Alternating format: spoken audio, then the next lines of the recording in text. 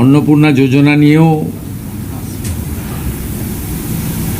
কিছু বিভ্রান্তি, কিছু মিথ্যা প্রচার গত 2-3 দিন ধরে যারা চালিয়েছিলেন, এখন তারা নিজেরাই বিভিন্ন জায়গায় ফর্ম ফিল আপ করার জন্য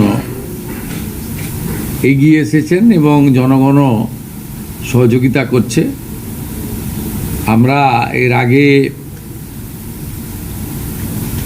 অফলাইনে চালু রেখেছিলাম, আজ থেকে অনলাইনেও চালু হয়ে গেছে এবং আমাদের 20 জন আধিকারিক, প্রিন্সিপাল সেক্রেটারি লেভেলের অফিসার জেলায় জেলায় গিয়ে এই কাজ মনিটরিং করছে এবং আমরা আশা করছি বুধবার খুব বড় সংখ্যায় আমরা ট্রান্সফার করব এবং সেই দিন রাজ্যের বিভিন্ন ব্লকে, এসডি অফিসে, মিউনিসিপ্যালিটিতে এই কর্মসূচি সূচনাতে আমাদের ছোট একটা ইভেন্ট হবে এবং আমরা নবান্নর সভাগৃহ থেকে রাজ্য মন্ত্রিসভার সদস্যদের উপস্থিতিতে একটা মিডিয়া ইভেন্টও করব।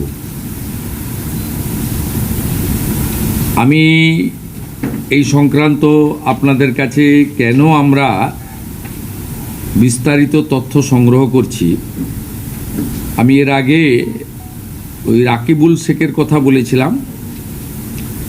এই কেসে অনেক বড় পর্দা ফাঁস হয়েছে। বহরমপুর পিএস কেস নম্বর 843/2026, এখানে এখনো পর্যন্ত 22টা ফলস অ্যাকাউন্ট পাওয়া গেছে, যেখান থেকে মহিলারা নয়, পুরুষরা লক্ষ্মীর ভাণ্ডারের টাকা নিচ্ছে এবং এটা অনেক বড় সংখ্যা হবে এবং যত এটা আরও আমরা তদন্তের গতি পুলিশকে বাড়াতে বলেছি।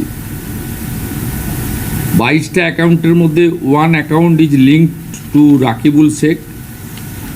15টা অ্যাকাউন্ট পাওয়া গেছে মুস্তাফিজুর রহমান এবং তার স্ত্রী তুহিনা। এরা 15টা অ্যাকাউন্ট চালাচ্ছেন লক্ষ্মীর ভাণ্ডারে। 6টা অ্যাকাউন্ট পাওয়া গেছে তারিকুল রহমানের। যারা 12 পাতা, 16 পাতা, 18 পাতা করছেন, এই রিজেক্টেড, জনগণের দ্বারা রিজেক্টেড নেতা এবং তাদের দলের লোকেদের বলবো যে এই সংখ্যাটা কত হবে আমরা জানি না। অবৈধ অনুপ্রবেশকারীরা তো পাচ্ছেন, তার সাথে সাথে হাজার হাজার তৃণমূল কংগ্রেসের নেতা যারা মহিলা নন বা এই কর্মসূচির আওতায় আসেন না, তারা লক্ষ্মীর ভাণ্ডার লুট করেছেন, সেটা আমরা পেয়েছি। আমরা কাউকে ছাড়বো না। আমি ডিজিপিকে বলেছি সিট গঠন করতে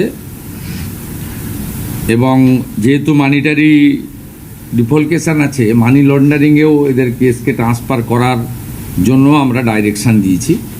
আমরা হিসাব করে দেখেছি এসআইআরে নাম বাদ যাওয়া এবং এই রাকিবুল, মুস্তাফিজুর, তারিকুলরা মিলে অন্তত 30 লক্ষ ফলস লক্ষ্মীর ভাণ্ডারের টাকা তুলছেন।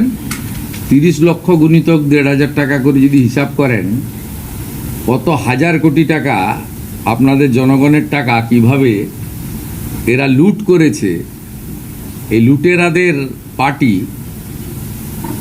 এটা তার প্রমাণ। আমরা এদেরকে একেবারে গ্রাসরুট থেকে ক্র্যাকডাউন করব আইনের মাধ্যমে।